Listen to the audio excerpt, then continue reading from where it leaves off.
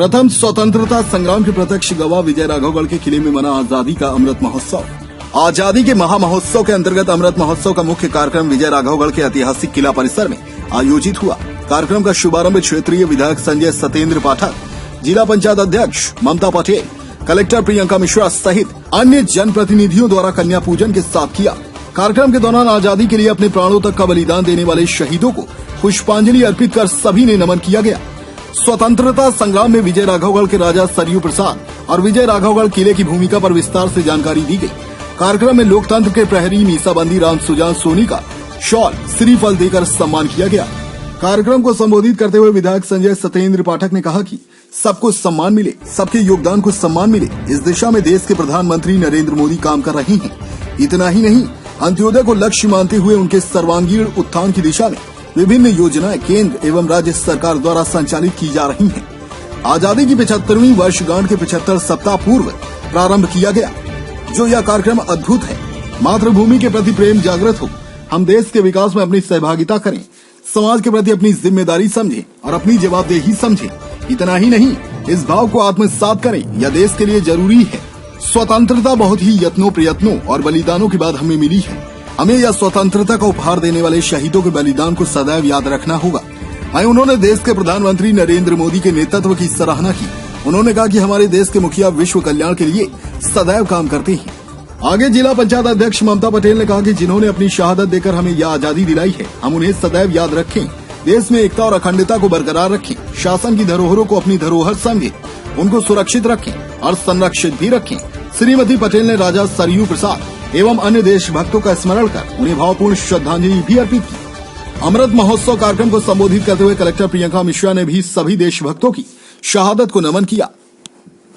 सावरकर से बलिदानी को याद करें, बहरे शासन को, बम से थर्राते आसन को, भगत सिंह सुखदेव राजगुरु के आत्मोत्सर्ग पावन को। अन्यायी से लड़ें, दया की मत फरियाद करें, उनकी याद करें। बलिदानी की बेला आई, लोकतंत्र दे रहा दुहाई, स्वाभिमान सी वही जिएगा जिससे कीमत गई चुकाई। मुक्ति मांगती शक्ति संगठित, युक्ति सुसंगत भक्ति अकंपित, कृति तेजस्वी धृति हिमगिरीसी, मुक्ति मांगती गति अप्रतिहत। अंतिम विजय सुनिश्चित, पथ में क्यों अवसाद करें, उनकी याद करें। धन्यवाद।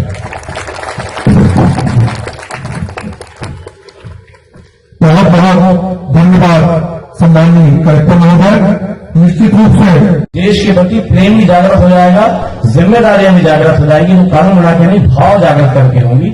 इसीलिए 75 सप्ताह पहले से इस कार्यक्रम का आयोजन चालू कर दिया गया कि हम 75वीं वर्षगांठ भी मनाएंगे अपनी आजादी की और अपने देश को आजादी दिलाने वालों को, स्वतंत्रता संग्राम सेनानियों को, उनके प्रति भी अपनी श्रद्धांजलि व्यक्त करेंगे और साथ साथ 135 करोड़ लोगों के अंदर देश के प्रति एकता, एकजुटता और जिम्मेदारियां भी बढ़ेंगी।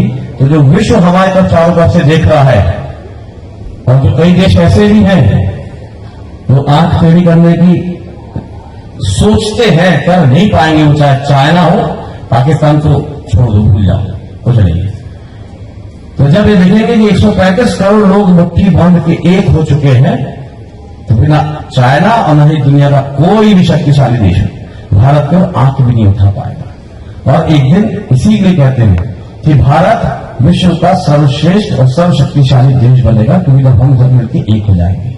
तो एकता तभी बनेगी जब हम एक दूसरे के प्रति जिम्मेदार होते चले जाएंगे। मैं नरेंद्र मोदी जी को हमेशा एक बात कहता हूं कि शायद ईश्वर का भेजा हुआ कोई दूत है जिसको खुद के लिए कुछ नहीं चाहिए और खुद का कुछ है भी नहीं, ना खुद का घर है, ना परिवार है, उनको खुद के लिए नहीं चाहिए, उनको जो कुछ भी चाहिए आपके लिए चाहिए, भारत के लिए चाहिए, भारत में बसने वाले एक एक व्यक्ति के लिए चाहिए। तो कोई ईश्वर के भेजे हुए दूत है।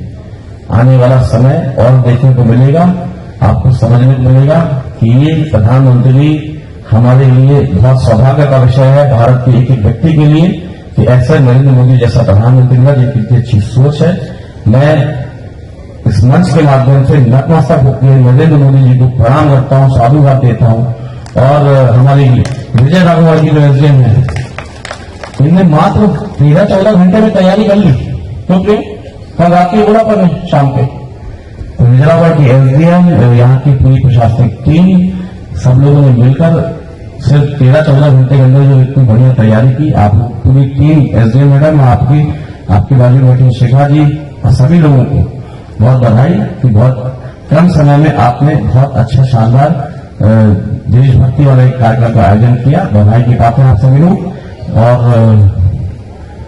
बस अब इतने बोलेंगे कि मैं दिख रहा हूं, गलती तो मेरे से भी होती है, लेकिन मास्क कोई नहीं पहन रहा आजकल।